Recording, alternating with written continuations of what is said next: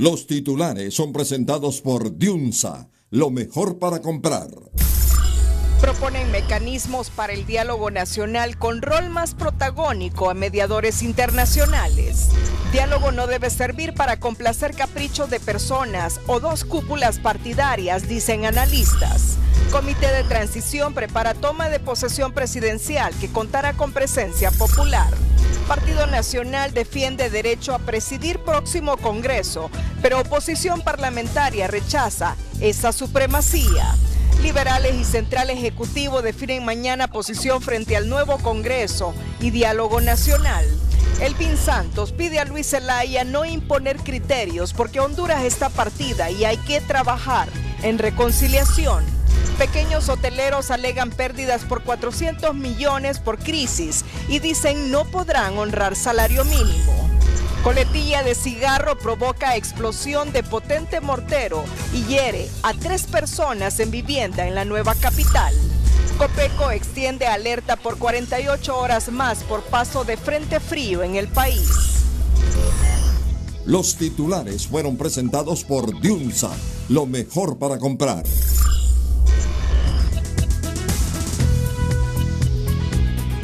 Este es su noticiero TN5 Estelar, desde los estudios del Centro de Noticias Televicentro, para Honduras y el mundo, con Renato Álvarez y Cristina Rodríguez.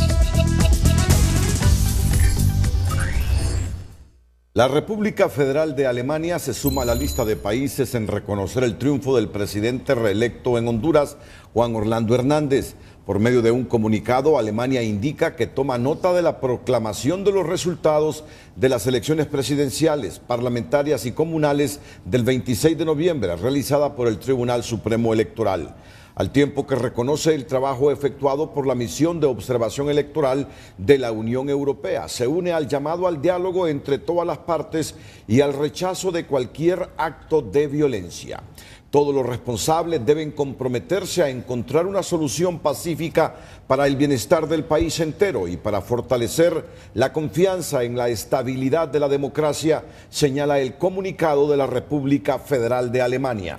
De esta forma, el país alemán se suma a los reconocimientos hechos por países como Estados Unidos, Canadá, México, Colombia, España, Guatemala, Costa Rica, Francia, Belice, Argentina, Brasil y Ecuador. Asimismo, a las felicitaciones de Taiwán, Corea del Sur, Rusia, Kosovo e Israel.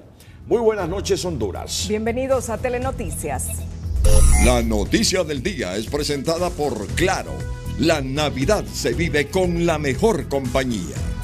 La convocatoria al Gran Diálogo Nacional debe pasar por una metodología clara de objetivos bajo una medición internacional que no se centre solo en las sugerencias, un compromiso estatal de asumir las reformas que salgan producto del consenso, último que corresponde únicamente a los actores hondureños implicados en el proceso, pues los facilitadores internacionales solo tienen la facultad de tender puentes y no de sustituir a los tomadores de decisión.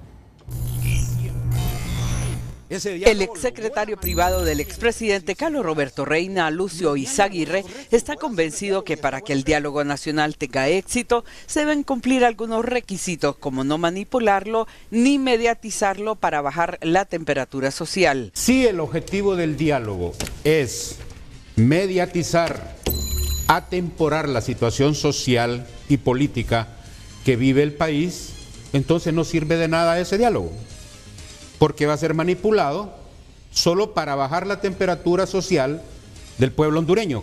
Se dice que el país no está para ninguna clase de manipulación y por ello se demanda un diálogo abierto, incluyente y transparente, en el cual participen facilitadores internacionales mismos que, según Izaguirre, deben llegar con facultades más allá de las sugerencias. Si ese equipo coordinador del diálogo nacional solo le tiene permitido hacer sugerencias o propuestas al gobierno, no hay nada.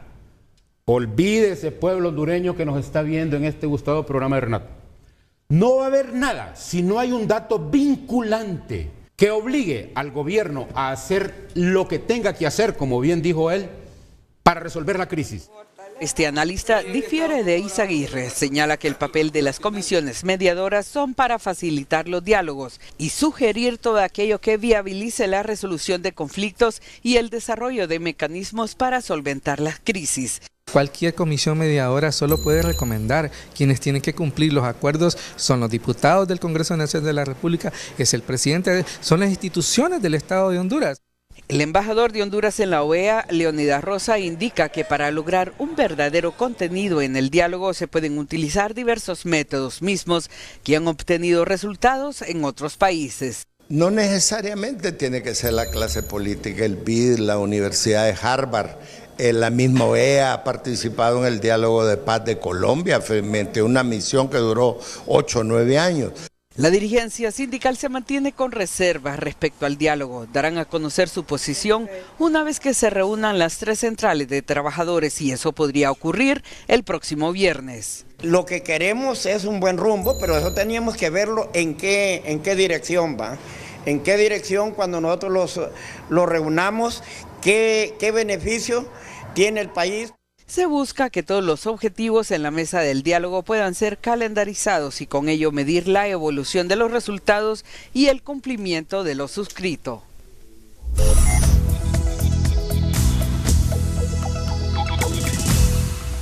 El diálogo nacional que se ha anunciado no debe servir solo para favorecer caprichos, ambiciones o aspiraciones de liderazgos personales de 2 fuerzas políticas o de una cúpula.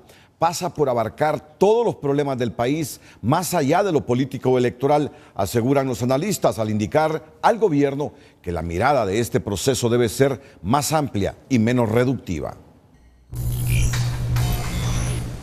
Si Honduras entra a un diálogo para favorecer cúpulas o ambiciones de 2 fuerzas políticas, la oportunidad de salir de la crisis habrá fracasado, afirman los expertos tras considerar que el mecanismo debe pasar por reformas profundas a todo nivel que permitan vitaminar la democracia y la institucionalidad del país. Entonces no podemos estar a expensas de la voluntad de los caprichos, ambiciones, aspiraciones de 2 personas, ni siquiera de 2 cúpulas, de 2 fuerzas políticas.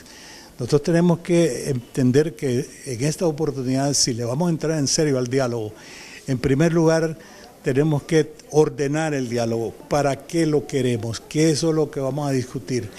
Hay personas que creen que el diálogo solo es para resolver la coyuntura de este momento. Al final tiene que abarcar todos los problemas del país. El diálogo entre los actores del conflicto podría resolver el problema político actual de manera parcial o total, pero más que eso debe servir para lograr consensos en las reformas que deben efectuarse en lo social, económico y político, afirma este analista. Honduras necesita más y mejor democracia, el respeto al modelo republicano. Y más que democracia, Honduras necesita el respeto al Estado constitucional de derecho. Y periféricamente hay acciones que deben efectuarse pero muy rápidamente. La aprobación de legislación que quedó rezagada desde la legislatura anterior, como ser la reforma de la ley de secretos, como la ley de testigos vinculados a crimen organizado que se convierten en colaboradores eficaces, las reformas políticas que deben generar procesos electorales transparentes. El excomisionado de los Derechos Humanos Ramón Custodio considera que antes de iniciar el diálogo debe resolverse el problema que originó la crisis, luego entrar al mecanismo solo con la intervención de actores nacionales para lograr acuerdos que contemplen pactos de caballeros para que se cumplan a futuro. El diálogo tiene que ser entre hondureños. No tenemos que traer extranjeros a que nos dirijan el diálogo. Somos adultos, somos personas inteligentes. Aquí hay talento suficiente como para que nos entendamos. Y los acuerdos también debe haber caballerosidad. Esta crisis política debe ser la puerta para entrar a una nueva etapa del país con mayores oportunidades para sus habitantes, consideran los sectores entrevistados. Según los diferentes sectores de la sociedad consultados, el diálogo debe concluir en acuerdos con profundas reformas en todos los ámbitos que deben de desembocar en el Congreso Nacional para que su cumplimiento sea de manera obligatoria. Mario Landa, Telenoticias. Los preparativos para la toma de posesión presidencial están a cargo de un comité organizador para la transición que tiene entre sus funciones la seguridad del traspaso, el número de invitados nacionales e internacionales y la participación popular en los actos, última que de acuerdo a los allegados al gobierno será de vital importancia en señal de que el triunfo del presidente Hernández se obtuvo de manera legal. El dirigente del Partido Nacional, Fernando Anduray, confirma a Telenoticias que el presidente Juan Orlando Hernández aún no define dónde se realizará el evento de traspaso de mando el próximo 27 de enero del presente año, pero sí hay una línea de partido para que la actividad sea sencilla y austera. Que sea sencillo, que sea austero y que sea un evento de puertas abiertas a la comunidad internacional. Puede ser un evento en un lugar abierto, puede ser en un lugar cerrado. El presidente todavía no ha anunciado dónde va a ser y cómo va a ser el evento, qué características finales va a tener. Este ex asesor del gobernante es del pensar que el evento debe ser en el Estadio Nacional, ya que el pueblo que lo eligió quiere ver a su presidente en la toma de posesión. A mi juicio debe ser la toma de posesión en el Estadio Nacional de la República, como ha sido siempre. No hay que perder la tradición ni la cultura del pueblo hondureño que quiere ver a su presidente electo, independientemente que haya gente que esté en contra. Pensamiento similar tiene este analista. Considera que el acompañamiento del pueblo en la actividad será fundamental para el presidente Juan Orlando Hernández en su segundo mandato como gobernante. Lo que sí se espera es de que el presidente entrante reciba el calor del pueblo, que realmente se sienta él protegido por esa población que le dio su voto. No debería de estar rodeado de cuerpos de seguridad. Un comité especial ya trabaja en la coordinación del evento. Se están haciendo los preparativos para la convocatoria de los invitados especiales, la movilización de ellos y la seguridad general de toda la actividad. No se pueden improvisar este tipo de situaciones, todo tiene que estar en su punto. Recuerde que van a venir decenas de representaciones internacionales que tienen que ser atendidas, tienen que establecerse horarios para cada una de las cosas que van a hacer. Mientras el comité organizador espera que el Poder Ejecutivo confirme si el evento será en espacio abierto o cerrado, ya hay avances en las invitaciones a los países que ya reconocieron la victoria del presidente Juan Orlando Hernández. El tema toma fuerza a más de 2 semanas que se llevaron a cabo las elecciones generales en Honduras. Darío Rosales Castro, Telenoticias. Para abordar diferentes temas, entre estos la postura que tendrá el Partido Liberal en el nuevo Congreso Nacional, este jueves se reunirán las autoridades del Consejo Central Ejecutivo, encabezado por Luis Zelaya y los diputados electos de este partido político. En esta nueva tónica el Partido Liberal ha decidido tener un amplio diálogo con los diputados electos. Es más, en la última resolución del Central Ejecutivo se está invitando al jefe de bancada para que forme parte del Central Ejecutivo con voz pero sin voto, para mantener una posición unificada. El liberalismo tiene que mantenerse fiel a su ideología, a sus principios, y nos parece que mañana es un momento muy especial para recordar cuáles son los mismos. Según Enrique Ortel, los diputados que no se mantengan firmes con la ideología y con la doctrina del partido se las aplicará lo acordado en la última convención liberal. Será separado de ese instituto político. 61 diputados obtenidos en las últimas elecciones son una carta suficiente para retener la presidencia del Poder Legislativo, dicen las autoridades del Partido Nacional, donde incluso ya se barajan los primeros nombres para presidir el hemiciclo, un hecho que de entrada rechazan los liberales y el Partido Libertad y Refundación al advertir que si el nacionalismo asume el control del Parlamento, ellos no integrarán la junta directiva, siendo la Democracia Cristiana uno de los partidos que anuncia su disposición de acompañar al nacionalismo. Para Juan Diego Zelaya, miembro del Comité Central del Partido Nacional, es normal que el presidente Juan Orlando Hernández asegure que la titularidad del Congreso Nacional recaerá en ese instituto político y que incluso ya hay 4 fuertes candidatos, pues la voluntad popular decidió que hayan 61 diputados nacionalistas en el Parlamento y corresponde dirigirlo. Y por la voluntad popular dentro del Congreso Nacional debería de ser el Partido Nacional quien lidere la Junta Directiva, o sea que la presidencia del Congreso de la República debería de ser un nacionalista. Trasciende que los candidatos que se mencionan para ocupar este cargo para el periodo 2018-2022 son Reinaldo Sánchez, Mario Pérez, Samuel Reyes y el actual presidente del Legislativo, Mauricio Oliva, este último con mayores posibilidades que los demás, se asegura. Nosotros somos un partido muy unido, las decisiones las vamos a tomar en conjunto y estoy seguro que la decisión final va a salir por unanimidad dentro de la bancada del Partido Nacional. Sin embargo, la intención nacionalista desde ya molesta al Partido Liberal. Aquí se cuestiona que lo peor que podría aspirar ese instituto político es tener el control del Congreso Nacional. Si es así, ellos no están dispuestos a integrar la Junta Directiva del Parlamento, advierten. Y esa es una posición que no va a compartir el Partido Liberal de Honduras, que será en este nuevo liderazgo que encabeza Luis Zelaya un partido de oposición, que no compartirá junta directiva con quien ha demostrado ser un violador constante de la Carta Magna. En Libertad y Refundación también mantienen la misma postura de no formar parte de la junta directiva del Legislativo si la presidencia la mantiene el partido en el gobierno. Si la presidencia está en manos del Partido Nacional, Libre no participará en esta directiva y nos quedamos al margen. No vamos a ir nosotros a hacer comparsa con un partido que ha violado la voluntad del pueblo en estas elecciones generales.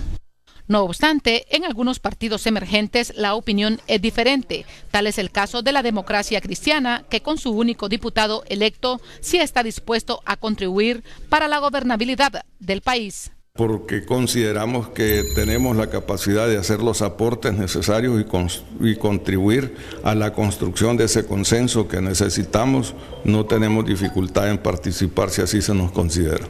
De los 10 partidos que participaron en la contienda electoral, los que más sacaron diputados fueron el Nacional con 61, Libre con 30 y el Liberal con 26. Debido a la crispación que existe entre los dos grandes partidos de oposición con el partido en el gobierno, los únicos que podrían integrar la Junta Directiva del Congreso Nacional son los denominados partidos pequeños. Raquel Lazo, Telenoticias.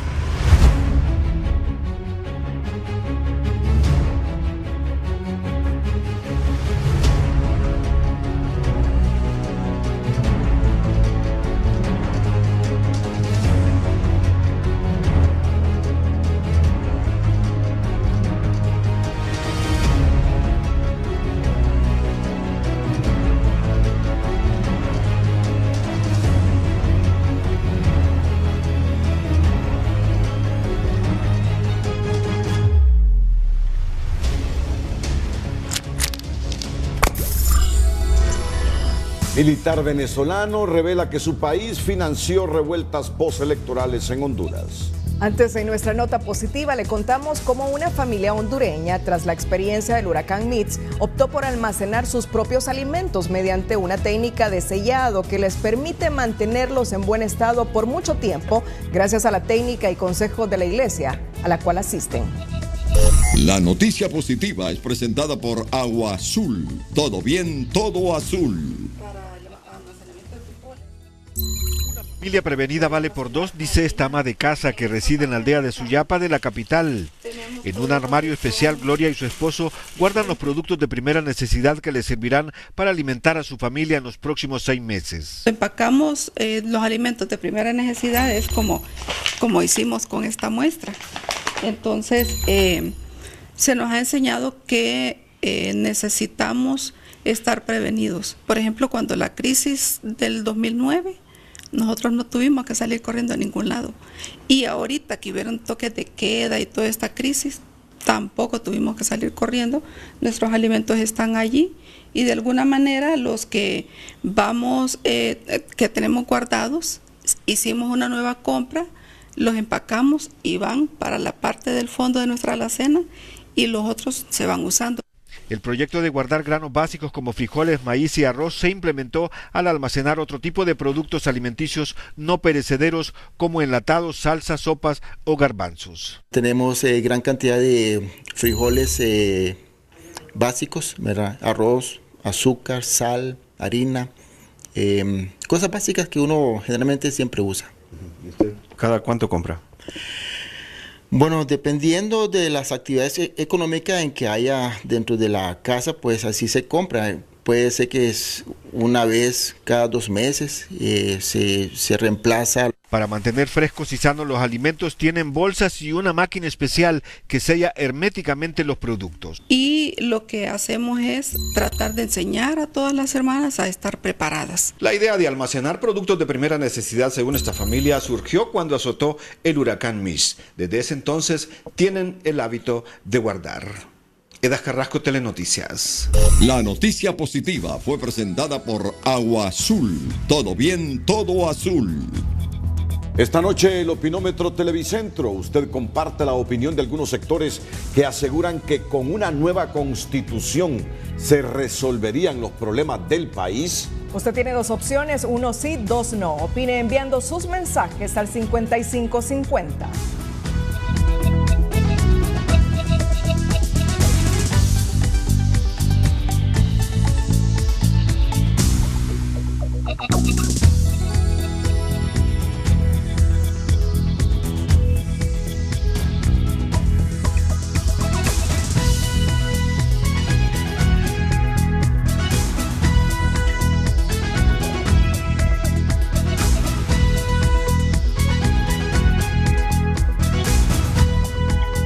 Obtenidos en las pasadas elecciones generales en las que solo se agenció 5.900 votos, el Partido Demócrata Cristiano de Honduras anunció que habrán cambios en ese instituto político. Van a haber cambios, yo considero que sí van a haber cambios y son una necesidad los cambios que se van a dar a nivel tanto de los municipios, de los departamentos, como también a nivel nacional. Va a haber cambio en la conducción del partido. La decisión de cambiar a la actual Junta Directiva de la Democracia Cristiana recaerá en el Pleno Nacional del partido y se tiene que llevar a cabo dentro de los próximos 3 meses, apuntó Ávila. Sin precisar el día y el mes, el embajador de Honduras ante la Organización de Estados Americanos, Leónidas Rosa Bautista, reiteró que miembros de la Comisión Interamericana de Derechos Humanos harán una visita in loco al país para constatar la situación de los derechos humanos tras la crisis postelectoral. Recuerde que los comisionados de derechos humanos no residen en Washington, no tienen una oficina permanente y deben coordinarse. Una vez que defina quién, estaremos en posibilidad de señalar la fecha. ¿Cuál será la tarea de ellos aquí en el país? Bueno, la tarea, como siempre, de la Comisión Interamericana es entrevistarse con las víctimas, con los familiares de las víctimas, con las organizaciones defensoras de derechos humanos y con el Estado para hacerle los planteamientos y las recomendaciones que estimen convenientes. Según el embajador de Honduras en la OEA, la Comisión Interamericana de Derechos Humanos también tendrá agendados temas relativos a la seguridad ciudadana, corrupción, crimen organizado, protección de la libertad de expresión, temas ambientales de migrantes y refugiados. Residentes en la zona 4 de la colonia Kennedy de Tegucigalpa denunciaron hoy que jóvenes con rostros tapados están acumulando llantas viejas en un parque que está en la zona. Los residentes temen que las llantas sean utilizadas para hacer protestas en las manifestaciones que anuncia la alianza de oposición para este fin de semana y esto genere daños a sus propiedades. Asimismo, denunciaron que ya presentaron la denuncia formal en la sede policial de la colonia Kennedy, pero nada han hecho para ir a investigar lo que está ocurriendo. Ante el anuncio de la alianza opositora de retomar las marchas, iniciando este próximo sábado con una de ellas en San Pedro Sula, grupos humanitarios y del sector privado son del criterio que las mismas deben ser pacíficas y respetando el derecho de los demás, con el objetivo que la clase política del país asuma una verdadera postura patriótica por el bien de Honduras. Ante el anuncio de una movilización de la alianza de oposición programada para el próximo sábado en San Pedro Sula, este activista de los derechos humanos exigió este día respeto a los derechos humanos, a la libertad de manifestación, pero también respeto a la propiedad privada. Las marchas deben de seguir siendo ese marco de protesta en el marco constitucional, pero que las marchas deben de ser también dentro de ese marco de no agresión hacia otros sectores productivos del país. Al igual que el Comité para la Defensa de los Derechos Humanos, los diferentes sectores sociales del país opinan que las marchas en forma pacífica son parte del derecho a manifestarse, siempre y cuando no violenten los derechos de los demás. Una preocupación de todos los hondureños, porque recordemos que aquí salimos afectados todos, no solamente el sector privado, aquí se han perdido muchos empleos. En la Constitución de la República también está bien plasmado que tenemos derecho a manifestarnos, siempre y cuando no interrumpamos los derechos de los demás también. Hay que quitarle la iniciativa a los sectores más violentos. Si los problemas se canalizan adecuadamente dentro del marco de la ley, nos estaríamos evitando ese montón de problemas que han surgido, como fue el destrozo de negocios, la destrucción de infraestructura del país. Otros efectos durante las marchas de oposición que iniciaron como pacíficas y terminaron en violencia son las muertes de más de 30 hondureños. Las muertes al interior de las marchas hay que investigarlas porque también hay que terminar con esa impunidad que ha habido una parsimonia a nivel del país. El reinicio de las movilizaciones de la Alianza de Oposición a nivel nacional tendrá previamente una reunión estratégica de lucha que se realizará este próximo viernes en Cofradía Cortés. Pedro González, Telenoticias, San Pedro Sula. Antonio Rivero, un militar venezolano retirado, cercano al expresidente de esa nación, Hugo Chávez, ya fallecido, aseguró hoy que su país estaría tras las protestas de la oposición en Honduras. Realizar un trabajo de formación de cuadros ya. Para el general disidente y en el exilio detrás de los disturbios en Honduras después de las elecciones generales de ese país está la mano del régimen de Caracas y esa práctica no es nueva. Yo estando en casa militar en el año 2001-2002, se presentaron algunas opiniones en Centroamérica, El Salvador, el caso también de Honduras, precisamente con Zelaya. Y todo esto fue articulado también con la Dirección de Inteligencia Militar, pero con oficiales de la Casa Militar. El general Rivero fue jefe de comunicaciones de la Casa Militar del mandatario Hugo Chávez. Las maniobras para extender el socialismo del siglo XXI al resto de los países, según él, ha sido una política constante. En esa línea se han involucrado las sedes diplomáticas de Venezuela en los países de la región con la logística y la táctica, también los agregados militares que organizan los grupos y el financiamiento de toda esta estructura. Fuerzas de choque para activar, para incentivar, para estimular las acciones propiamente de subversión y de inestabilidad a generar todo eso que podemos ver desde el punto de vista de Honduras y que se han sucedido en otros lugares. A pesar de la crisis económica por la que atraviesa Venezuela, los pocos recursos de los que disponen se estarían desviando para tareas de este tipo fuera del territorio nacional. En el mundo en TN5, Donald Trump ataca a Steve Bannon, su ex jefe de campaña, y le dice que ha perdido la cabeza mientras sube a 51 la cifra de muertes en accidentes de Perú. Imagina, cree, triunfa. Bueno, aunque muchos no creen en el cambio climático, bomba meteorológica está pegando fuerte en la mayor parte del territorio estadounidense. Tendrán los detalles más adelante.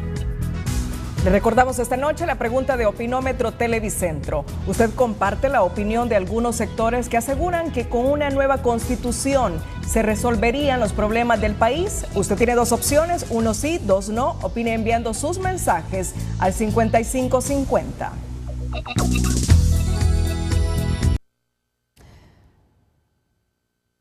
Los expertos califican la ola de frío que está congelando gran parte de Estados Unidos como una bomba meteorológica, algo así como la versión invernal de un ciclón tropical implacable que ya lleva al menos 16 muertes, y lo que aún falta es peor, ya que desde el jueves hasta el fin de semana llegarán temperaturas más severas. La situación es tan extrema que la ola polar pegará en el estado soleado, como se le dice a la Florida, que este miércoles registró inusuales nevadas en ciudades como la capital, Tallahassee, Jacksonville, esta última con temperaturas de 1.5 grados centígrados. Que ha generado una extensión de la alerta verde por 48 horas más. En al menos 5 departamentos de la República, las autoridades de la Comisión Permanente de Contingencias no reportan mayores incidencias y ríos como el Chamelecón y Ulúa se encuentran en niveles normales. ¿verdad? Se mantienen las diferentes autoridades de los diferentes municipios, especialmente de la zona costera, haciendo algunos monitoreos tanto en las zonas vulnerables, en algunos riachuelos, y no hemos tenido hasta los momentos reporte de ninguna afectación. En municipios como Moa las lluvias son significativas, se han alcanzado los 89 milímetros que han generado pequeñas crecidas en ríos, pero no con impacto para provocar afectaciones mayores. El alcalde de este municipio manifestó que se han registrado algunos deslizamientos en la carretera. Y las lluvias van a continuar en el litoral Caribe, nos dice César Quintanilla, en el estado del tiempo. TN5.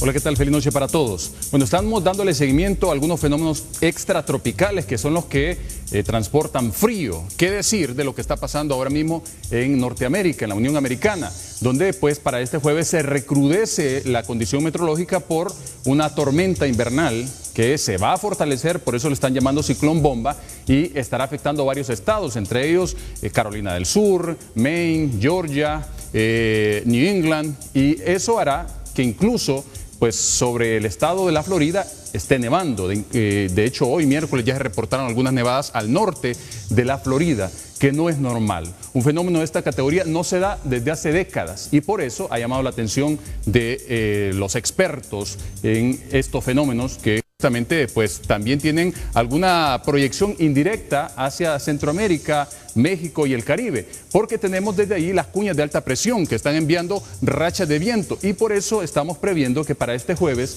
las temperaturas serán más frías en el territorio hondureño. Vamos a ver el mapa de símbolos y ahí encontramos justamente el frente frío que está impulsado por esas cuñas de alta presión que están en Estados Unidos y que se mueve un poco hacia abajo, pero nos deja toda la línea costera del norte siempre bajo lluvia. Sabemos que ya hay inundaciones en algunos sectores y esta condición lluviosa que va a permanecer este jueves, que va a mantenerse para el viernes, pues no es una buena noticia para nuestros amigos en el litoral caribe hondureño. Repasemos las temperaturas. Aquí en el centro vamos a amanecer con 13 grados centígrados. Es posible que en algunos puntos incluso bajen más. 26 la máxima, el porcentaje de humedad del 82%. En el norte vamos a un porcentaje de humedad que continúa en el 100%, por lo que ya les anticipé, y temperaturas que no sobrepasan los 25 grados Celsius. En el sur la condición es más estable, con 65% de humedad y temperaturas que pueden sobrepasar los 30 grados Celsius. En el occidente, aquí se mantiene el porcentaje de humedad elevado y las temperaturas bien frías para levantarse de 8 grados Celsius, 24 las máximas. Sobre la región oriental, desde 16 a 27 y la condición también húmeda en este sector y principalmente en el departamento de Gracias a Dios, el departamento de Colón. Estos sectores deben esperar lluvia, lo mismo hacia Lloro, Atlántida, Islas de la Bahía y Cortés, que son los focos donde se concentra la humedad que nos deja este frente frío, mientras en el resto del territorio afectados por las corrientes frías. Todos estos puntos oscuros que observamos sobre el mapa de Honduras es específicamente donde esperamos lluvia, donde esperamos precipitación para estas próximas horas. Mientras los vientos, ya les hablaba, que están rachados del norte y se van a intensificar para esta próxima jornada del noroeste, aportando pues más frío, acarreando esa masa de aire polar continental modificada que viene en la parte de atrás del frente y que estará ingresando en rachas en buena parte del territorio nacional. Así que hay que continuar bien abrigados para esta jornada y por supuesto en el norte del país seguir extremando precauciones. A todos feliz noche, les tenemos más en TN5 Matutino, a estar atentos por favor. A todo recluso que haya cumplido su condena en un centro penal del país. Esta oficina se va a encargar de aquellas personas que una vez obtengan su libertad y luego de salir de los centros penitenciarios del país puedan obtener una oportunidad de empleo o pueda crearse en ellos las capacidades para poder crear sus propios negocios. De esta forma estaríamos quitando ese estigma que existe cuando una persona sale de los centros penitenciarios. En la actualidad, el Instituto Penitenciario está haciendo un registro documental de los presos que están por concluir su condena para inscribirlos como los primeros beneficiados por la oficina Medio Libre. La clase trabajadora del país espera que el aumento del salario mínimo se haga efectivo a partir del presente mes, independientemente del número de trabajadores que tenga cada empresa, puesto que ya quedaron establecidos las gradualidades y porcentajes. Los que tienen más de 150 trabajadores hacia arriba tienen que darles el 6.5%, que equivale entre 150 a 400 lempiras. Los que tienen menos de de 150 a 100 tienen que darles el 5%, que equivale como a unos 250 lempiras, y los que están abajo de 50 lempiras, que son la pequeña y mediana empresa, que equivale como a 150 lempiras. Lara indicó que el Ministerio del Trabajo tiene la responsabilidad de efectuar el monitoreo y aplicar la ley de inspección del trabajo a cada empresa que incumpla lo suscrito. Los propietarios de los pequeños hoteles se muestran preocupados porque sus ingresos han mermado. No han podido pagar la totalidad del salario de diciembre, otros adeudan el aguinaldo y sienten que no podrán cumplir con el pago del incremento al salario mínimo en los primeros meses de este año. Honestamente no hay dinero, todavía hay hoteles que no han pagado la quincena de diciembre, la última quincena de diciembre, y algunos no han pagado los aguinaldos, así que la situación está bien preocupante, es bien difícil. ¿Y el incremento del salario entonces? El incremento del salario pues es uno de los problemas y estamos viendo cómo lo resolvemos ahorita en este mes de enero a la brevedad, con el apoyo obviamente del sector privado, ¿verdad? El COEP, por ejemplo, y también de Banprovi, que ellos siempre de alguna manera nos han colaborado, pero si me pregunta ahorita no tengo una respuesta real. Que tenemos que cubrirlo, sí, como pequeños hoteles siempre hemos sido responsables, tendríamos que ver la manera cómo, pero honestamente está bien difícil. Nosotros lo que vendemos somos habitaciones. Si usted no vende una habitación hoy, la habitación ya se perdió. Señalan que les han trasladado para el 31 de enero el pago de algunos impuestos, pero igual creen que no podrán honrar este compromiso. Cancelación de reservas, turismo ausente y pérdidas por el orden de los 400 millones de lempiras a causa de las recientes marchas y tomas carreteras son algunos de los daños directos dejados por la crisis postelectoral a los pequeños empresarios de los hoteles que este miércoles llegaron al COEP en búsqueda de respaldo para obtener acceso a créditos blandos por parte del gobierno. Economía Hoy es presentada por la Curazao para vivir mejor. Propietarios de los pequeños y medianos hoteles llegaron hoy al COEP a solicitar su ayuda.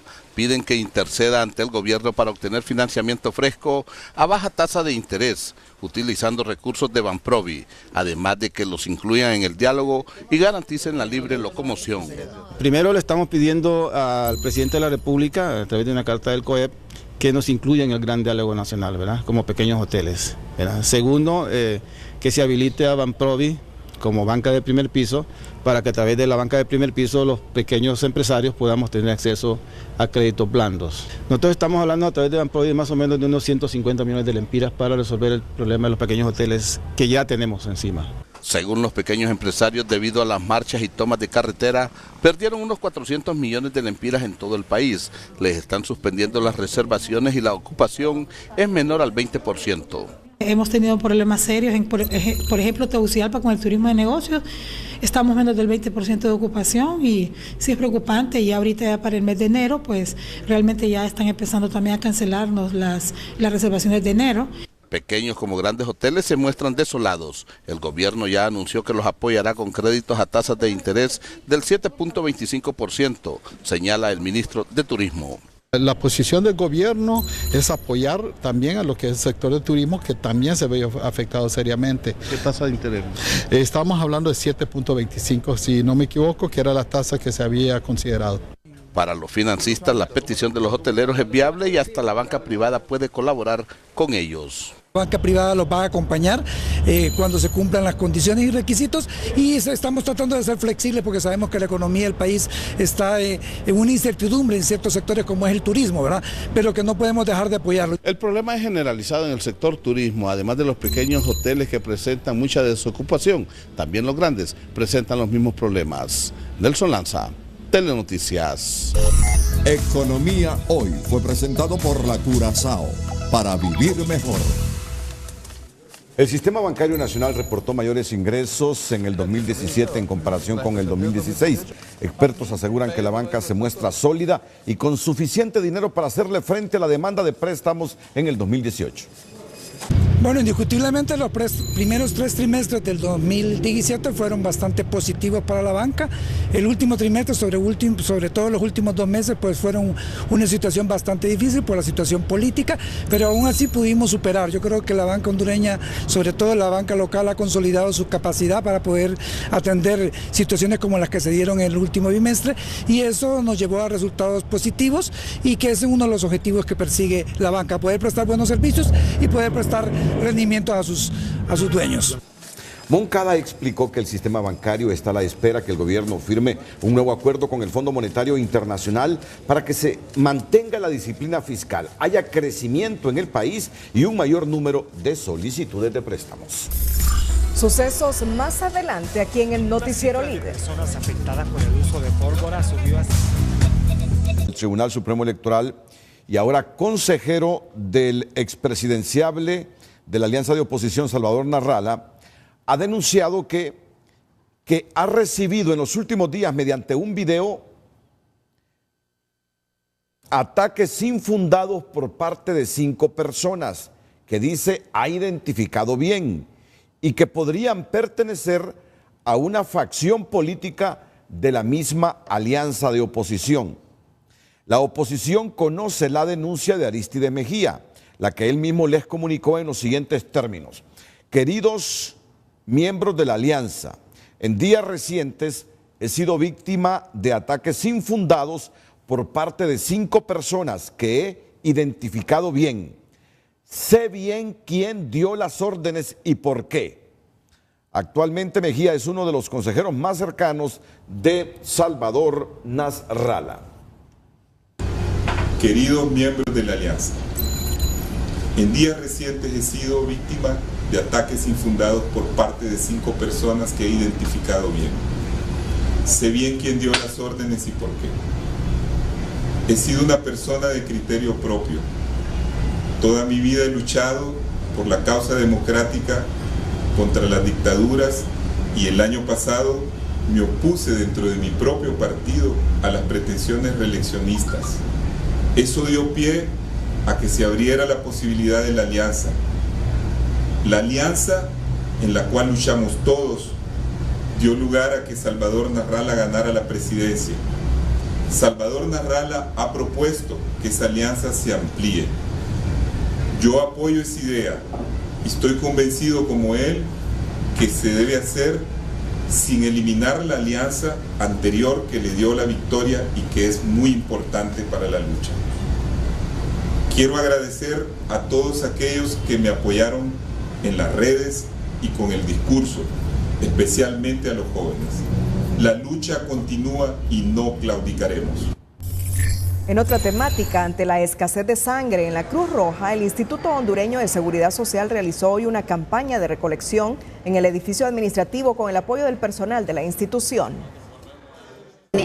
La razón es que en diciembre con la Cruz Roja tuvimos unas pequeñas reuniones y nos dimos cuenta de que el país está necesitando sangre, entonces se acordó que todos los empleados del seguro pudiéramos de alguna manera ser parte de esta campaña y entonces la semana pasada se hizo una jornada en el Hospital de Especialidades y esta semana, el día de hoy, estamos aquí en Barrio Abajo donde estamos invitando a todos los empleados a que puedan participar. Mendoza informó que al final se recolectaron más de 30 pintas de sangre en la institución y este tipo de campañas se realizarán con más frecuencia ya que existe un déficit de sangre en los diferentes hospitales del país y la Cruz Roja no se da abasto para cumplir con la demanda. La colilla de un cigarro lanzada por una fumadora fue la causante de la detonación de un potente mortero al interior de una vivienda en la colonia Nueva Capital que dejó como saldo 3 personas heridas que son atendidas en la emergencia del Hospital Escuela Universitario. La cifra de personas afectadas por el uso de pólvora subió a 52 con el ingreso de 3 adultos a emergencia del Hospital Escuela Universitario, un varón y 2 mujeres, una de ellas fumadora que lanzó una colilla en el interior de su casa de la colonia Nueva Capital de Comayagüela, activando la mecha de un potente mortero. La historia, de acuerdo al relato de uno de ellos, comienza cuando Uno estaba fumando un cigarrillo, lanza la colilla, muy cercano se encuentra un mortero que aparentemente había sobrado de las festividades. Este explota y a la vez provoca el estallido de las vasijas, que al final lanzan los fragmentos como auténticos misiles, impactan en ellos provocándoles laceraciones. Las 3 personas están estables y están fuera de peligro. Existe alguna relación directa con la manipulación de pólvora y es así que en el caso del Hospital Escuela Universitario ya ascenderían entonces a 52 el número de personas atendidas por lesiones a causa de la manipulación de pólvora en toda esta época, que comenzó con el ingreso del primer caso en el mes de noviembre y que concluye en este momento 52, la mayoría de ellos menores de edad. La explosión del mortero destruyó una vasija de barro y los pedazos de este, convertidos en proyectiles, golpearon a los 3 adultos atendidos por personal de socorro. Los nombres de los afectados: César Antonio Ortiz, de 47 años, y le acompañaban Gloria Motiño Sánchez, de 60, y Francis Varela, de 54 años. Los pacientes ingresados están estables y, dependiendo de su evolución, serán dados de alta en las próximas horas. Las autoridades del Hospital Escuela Universitario confirmaron el ingreso de una menor de 9 años, la cual resultó quemada por manipular pólvora en la ciudad de Ciguatepeque. El diagnóstico médico indica que la afectada tiene quemaduras de 2º grado en todo su rostro. Con quemaduras en el 100% de la superficie cutánea del rostro, quemaduras de 2º grado que le provocan hinchazón y edema, y está siendo manejada con antibióticos y con medicamentos. En medio de todo el cuadro clínico se descarta que haya alguna lesión de carácter ocular, es decir, pérdida o disminución de la visión. En general, la niña se encuentra estable. Los médicos especialistas adelantaron que la niña de 9 años estará hospitalizada un par de semanas mientras realizan la evaluación de la gravedad de la lesión y el tratamiento especial para regenerar la piel dañada. Se reportó en el hospital Mario Catarino Rivas el ingreso de 3 casos más de menores que resultaron quemados por pólvora. Los niños con edades entre los 8 y 11 años residen en San Pedro Sula. Uno de ellos perdió un dedo meñique. Con estos nuevos ingresos son 29 los menores de edad atendidos y 24 adultos desde el mes de diciembre. Según las autoridades, la atención de un paciente quemado genera un costo de entre 10.000 a 15.000 lempiras diarios por persona. Un conductor que al mismo tiempo era socio de la empresa de transporte Trush fue ultimado esta mañana en San Pedro Sula en un hecho en el que además resultaron heridos 2 pasajeros. Una situación lamentable para este rubro que con frecuencia se convierte en el blanco de delitos como asalto, extorsión y asesinato. Para el transporte público en la zona norte, el año inició con desalentadores hechos tras el crimen de Agenor Moreno González, un conductor de una unidad que cubre el recorrido entre Choloma y San Pedro Sula. Fue atacado a disparos esta mañana a la altura del barrio Paz Barahona, muriendo al interior del bus, mientras 2 pasajeros resultaron heridos. La víctima cumplía 57 años precisamente hoy, que desconocidos le quitaron la vida. Imagínese hoy ese hombre trabajador, a buena mañana, venir a encontrar la muerte aquí. Sin necesidad, pues. Ya no se puede trabajar, la verdad, no se puede trabajar. Y lastimosamente le tocó a él. Se lo digo yo, que yo fui compañero de él muchos años y siempre lo conocí como una persona humilde, trabajadora. Y da pesar, pues. Tras el hecho que no se descarta estaría ligado a la extorsión, varios de sus compañeros de trabajo paralizaron labores. Entre tanto, las acciones policiales localizaron en la colonia Ebenecer de Chamelecón este vehículo en el que supuestamente se movilizaron los victimarios. No se capturaron, pero en el intento un policía resultó herido. Y en el interior de la camioneta también había lo que es un fusil FAL calibre 7.56 con un cargador, logrando huir de ese lugar de la escena los delincuentes, pero resultó, a raíz del intercambio de disparos que hubo en la persecución, resultó un policía militar, resultó herido, quien fue también auxiliado y trasladado a un centro asistencial.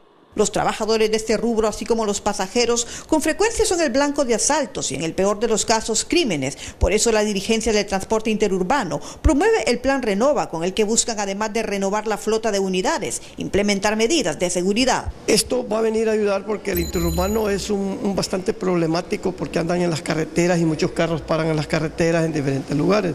Lo mismo que en la ciudad, ¿verdad? Pero a las empresas que paran, que van parando, subiendo y bajando pasajeros. Pero en este plan Renova nueva viene ya la seguridad que tiene que traer instalada la unidad, como cámaras de seguridad, de botón de pánico y todo lo que tiene establecido el Ministerio de Seguridad. En los primeros 45 días del año anterior, unos 13 empleados de este rubro fueron ultimados, por lo que ahora se espera que se tomen las medidas del caso para garantizar la seguridad tanto a trabajadores como a usuarios del transporte público. El 2018 arrancó con el cierre de 2 puntos de taxi en la capital, ante un repunte del delito de la extorsión y el asesinato de un joven taxista de 22 años, la mañana de este miércoles. 2 puntos de taxis en el centro de Tegucigalpa permanecen cerrados desde esta mañana luego que un joven taxista se convirtió en la primera víctima del 2018 en la capital. Esta cosa no se para, pues ya no hay inseguridad, hay mucha inseguridad. El taxista de 22 años de edad, de nombre Olmans Eduardo Hernández, que cubría la ruta 21 de febrero al centro de la ciudad, era velado esta tarde en una funeraria de la ciudad luego de ser asesinado por desconocidos. Ya no aguantamos nosotros, ya no nos alcanza el billete, pues, ¿verdad? Entonces están paralizados y van a estar paralizados. Sí, hasta que arreglemos algo. Las autoridades policiales no descartan que la muerte del joven taxista haya sido por extorsión, sin embargo también investigan por otras hipótesis. Los puntos cerrados son el del barrio La Hoya y el de la 21 de febrero, según se informó. Ya se tiene el retrato al lado de la persona que habría disparado contra él, pero esto es una información que está siendo procesada y también trabajando conjuntamente con miembros de la Fuerza Nacional Antiextorsión, que es parte del organigrama de Fusina. Según informó Fusina, esta noche inició un proyecto en la capital para minimizar bandas criminales que buscan sembrar el caos y la anarquía en la ciudad. En el 2015 y en el 2016 unos 30 ruleteros de igual número de puntos abandonaron sus labores por la misma situación. En TN5 en línea, Jennifer Girón nos cuenta cómo un crimen pasional cometido por una jovencita en Argentina se ha viralizado en las redes, pues esta luego de matar a su novio le aseguró amor eterno.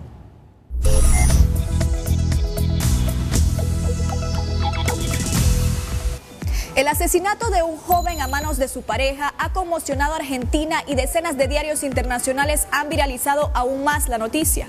Se trata de Nair Galarza y Fernando Pastorizzo, quienes mantuvieron una relación con altibajos emocionales por 5 años, hasta la semana pasada que ella decidió acabar con la vida de su pareja con la pistola de su padre, quien es policía. Horas después del asesinato, Nair publicó en Instagram un mensaje a su novio muerto. 5 años juntos, peleando, yendo y viniendo, pero siempre con el mismo amor. Te amo para siempre, mi ángel. Ya que su padre se perfilaba como el principal sospechoso al tener el arma homicida, en un interrogatorio la joven confesó haber asesinado a su novio para que ya no se le culpara a su padre. Tal conmoción en el país hizo que miles de argentinos salieran a protestar pidiendo justicia para Fernando. Y en redes sociales el hashtag con esa misma solicitud ha sido utilizado para reclamar todo el peso de la ley sobre la joven. Incluso amigos de ella han publicado que se avergüenzan de conocerla. Nair Galarza fue trasladada a la comisaría del menor y la mujer, mientras los padres de Fernando Pastorizzo han publicado emotivos mensajes en redes sociales señalando que el joven estaría cumpliendo 21 años en los próximos días.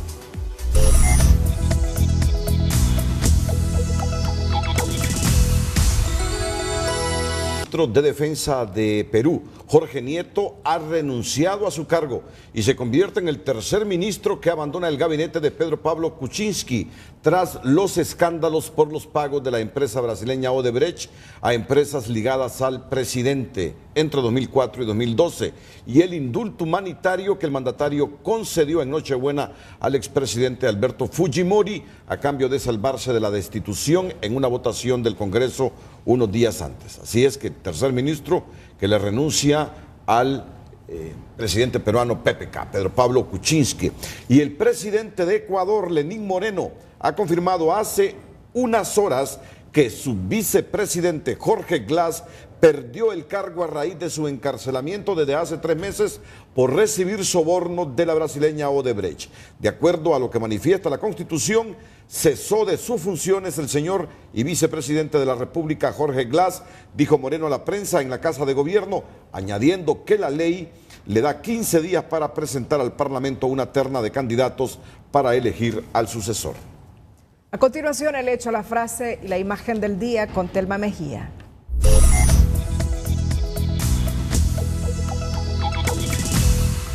Gobierno acepta llegada de una misión de la CIDH de la OEA para constatar situación humanitaria tras crisis postelectoral, pero aún no les fija fecha. Escuche a qué no debe estar expuesto el diálogo nacional. Entonces no podemos estar a expensas de la voluntad, de los caprichos, ambiciones, aspiraciones de dos personas, ni siquiera de dos cúpulas, de dos fuerzas políticas. El 2018 inicia con la inseguridad en el transporte, con la muerte de dos personas, una en San Pedro Sula y otra en la capital, última donde 2 puntos de taxi fueron cerrados a causa de la extorsión.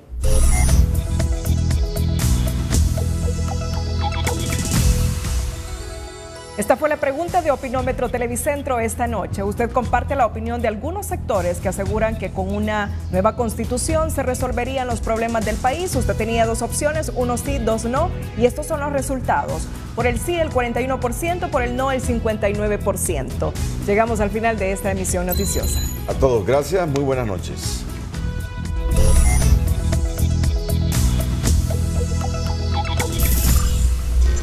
Proponen mecanismos para el diálogo nacional con rol más protagónico a mediadores internacionales. Comité de Transición prepara toma de posesión presidencial que contará con presencia popular. Partido Nacional defiende derecho a presidir próximo Congreso, pero oposición parlamentaria rechaza esa supremacía. Liberales y Central Ejecutivo definen mañana posición frente al nuevo Congreso y diálogo nacional.